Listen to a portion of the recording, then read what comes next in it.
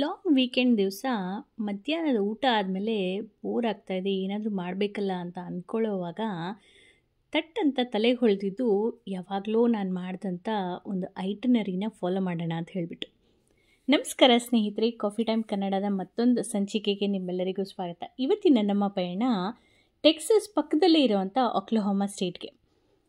ಈ ಒಂದು ಐಟನರಿ ಏನಿದೆ, ನಾನು ತುಂಬ ಹಿಂದೆ ಪ್ರಿಪೇರ್ ಮಾಡಿ ಹೋಗಬೇಕು ಅಂತ ಪ್ಲ್ಯಾನ್ ಮಾಡಿದಾಗ ಮಾಡಿದಂಥದ್ದು.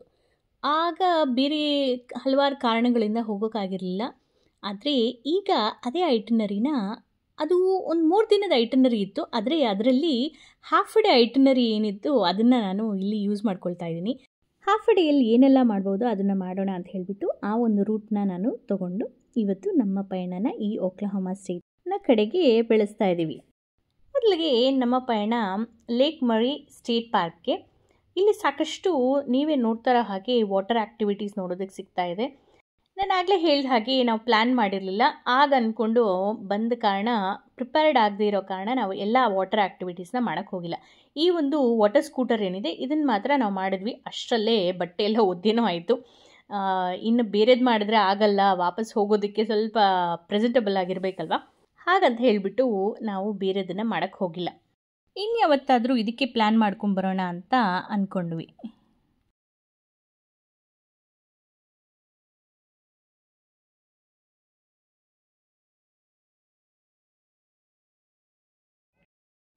ಇಲ್ಲೊಂದು ಉಯ್ಯಾಲೆ ಇದ್ದರೆ ಕುತ್ಕೊಂಡು ಊಗ್ತಾ ಇಲ್ಲಿನ ಒಂದು ಸುಂದರವಾದ ಪರಿಸರನ ನಾವಿಲ್ಲಿ ಎಂಜಾಯ್ ಮಾಡ್ತಾ ಇದ್ದೀವಿ. ಕಾಣಿಸ್ತಾ ಇದೆಯಲ್ಲ, ಸಾಕಷ್ಟು ವಾಟರ್ ಆ್ಯಕ್ಟಿವಿಟೀಸ್ ಇದೆ.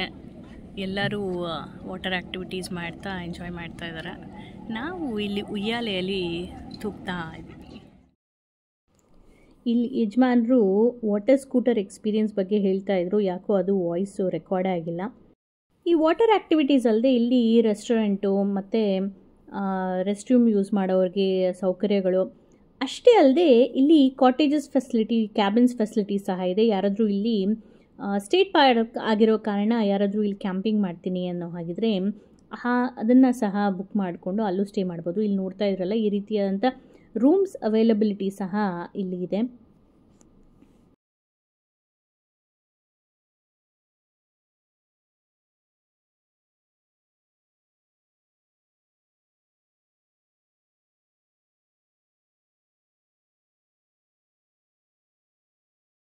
ಇಲ್ಲೇ ಸ್ವಲ್ಪ ಹೊತ್ತು ಕಾಲ ಕಳೆದು ನಂತರ ನಾವು ಅಲ್ಲೇ ಹತ್ತಿರದಲ್ಲೇ ಇರುವಂಥ ಟರ್ನರ್ ಫಾಲ್ಸ್ ಕಡೆಗೆ ಹೊರಟ್ವಿ.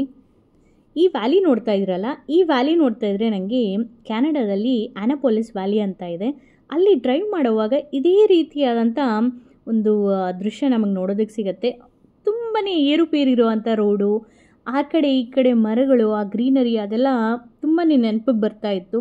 ನಾನು ಅದೇ ಹೇಳ್ತಾ ಇದ್ದೆ ಯಜಮಾನ್ರಿಗೆ, ಎಲ್ಲೋ ನಾವು ಮಿಸ್ ಆಗಿಬಿಟ್ಟು ಒಕ್ಲಹೋಮಾ ಸಿಟಿಗೆ ಹೋಗೋ ಬದಲು ನಾವು ಕೆನಡಾಗೆ ಬಂದುಬಿಟ್ವೇನೋ ಅಂತ ಹೇಳಿಬಿಟ್ಟು.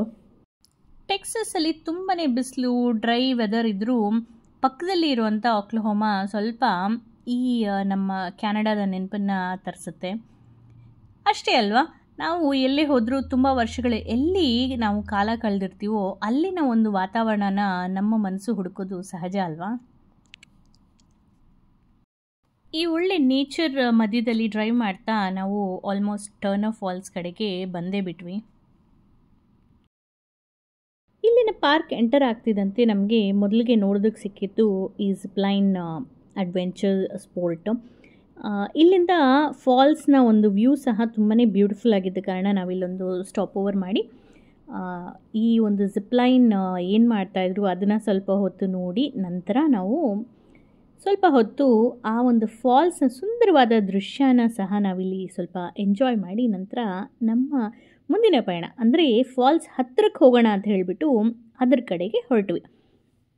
ಯಾರಿಗಾದರೂ ಈ ಜಿಪ್ಲೈನ್ ಮಾಡೋ ಇಂಟ್ರೆಸ್ಟ್ ಇದ್ದರೆ ಇಲ್ಲೇ ಟಿಕೆಟ್ಸ್ ತೊಗೊಂಡು ಈ ಒಂದು ಜಿಪ್ಲೈನ್ನ ಮಾಡ್ಬೋದು. ಹಾಗೆಯೇ ಇಲ್ಲಿ ನಿಮಗೆ ಕಾಣಿಸ್ತಾ ಇದೆಯಲ್ಲ, ಈ ಲವ್ ಲಾಕ್ಸ್ ಎಲ್ಲ ಕಡೆ ಇಲ್ಲಿ ನೋಡೋದಕ್ಕೆ ಸಿಗುತ್ತೆ. ಅದೇ ಥರದ್ದು ಇಲ್ಲೂ ನಮಗೆ ನೋಡೋದಕ್ಕೆ ಸಿಗ್ತಾ ಇದೆ. ಇಲ್ಲಿ ನೋಡಿ ಎಷ್ಟು ಸುಂದರವಾಗಿ ಕಾಣಿಸ್ತಾ ಇದೆ. ಇಲ್ಲಿಂದ ಅಂತೂ ಹತ್ತದಲ್ಲಿ ಹೋಗಿ ನೋಡೋಣ ಹೇಗಿದೆ ಅಂತ ಹೇಳಿಬಿಟ್ಟು ಅಂತ ನಾವು ಮುಂದೆ ನಮ್ಮ ಪಯಣನ ಬೆಳೆಸಿದ್ವಿ. ಈ ಟರ್ನರ್ ಫಾಲ್ಸ್ ಪಾರ್ಕ್ಗೆ ಎಂಟ್ರಿ ಟಿಕೆಟ್ ಇದೆ ಸ್ನೇಹಿತರೆ. ನಮಗೆ ನಮ್ಮ ಫ್ರೆಂಡ್ಸ್ ಹೋದಂಥವ್ರು ಹೇಳಿದ್ದು ಬಂದುಬಿಟ್ಟು $10 ಟಿಕೆಟ್ ಇರುತ್ತೆ ಪರ್ ಪರ್ಸನ್ ಅಂತ ಹೇಳಿಬಿಟ್ಟು. ಆದರೆ $10 ಇರಲಿಲ್ಲ.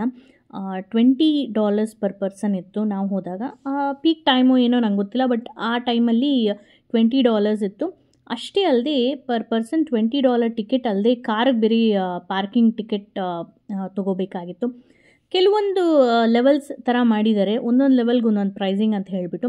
ಹತ್ತಿರದಲ್ಲೇ ನಿಲ್ಲಿಸೋ ಹಾಗಿದ್ರೆ ಇಲ್ಲಿ ಕಾಣಿಸೋದಿಲ್ಲ, ಅಲ್ಲಿ ನಿಲ್ಲಿಸೋ ಹಾಗಿದ್ರೆ ಅದು ಒಂದು ಪ್ರೈಸಿಂಗ್ ಇದೆ.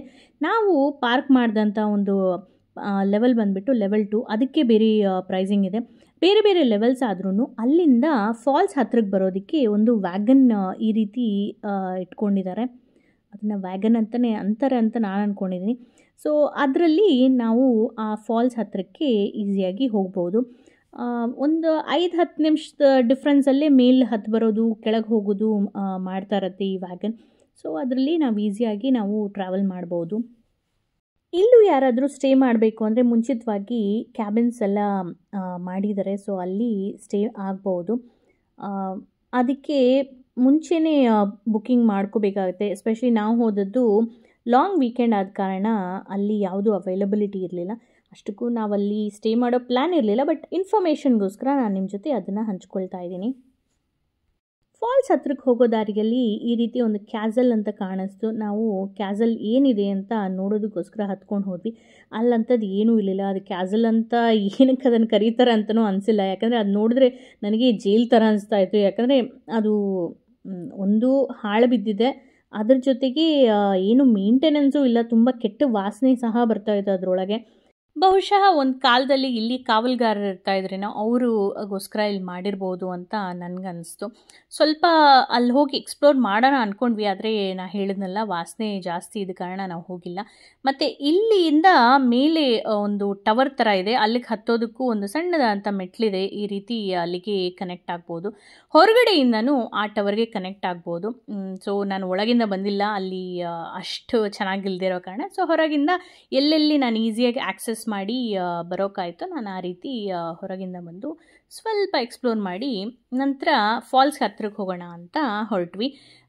ಇನ್ನೊಂದು ವಿಷಯ ಏನಂದರೆ, ಅಲ್ಲಿ ಕ್ಯಾಸಲ್ ಅಂತ ಹೇಳಿದ್ನಲ್ಲ, ಹಾಗೆ ಹತ್ತಿ ಹೋಗ್ತಾ ಹೋಗ್ತಾ ನಾವು ಸೆಕೆಂಡ್ ಲೆವೆಲ್ ಪಾರ್ಕಿಂಗ್ ಏನು ಮಾಡಿದ್ವಿ ಅಲ್ಲಿಗೆ ಮೆಟ್ಲು ಸಹ ಇದೆ. ಸೊ ಅಲ್ಲಿಗೂ ಸಹ ನಾವು ಆ ರೀತಿಯಾಗೂ ನಾವು ಈ ಫಾಲ್ಸ್ ಹತ್ರಕ್ಕೆ ಬರ್ಬೋದು ಮತ್ತು ನಮ್ಮ ಪಾರ್ಕಿಂಗ್ ಲಾಟ್ ಹತ್ರನೂ ಹೋಗ್ಬೋದು.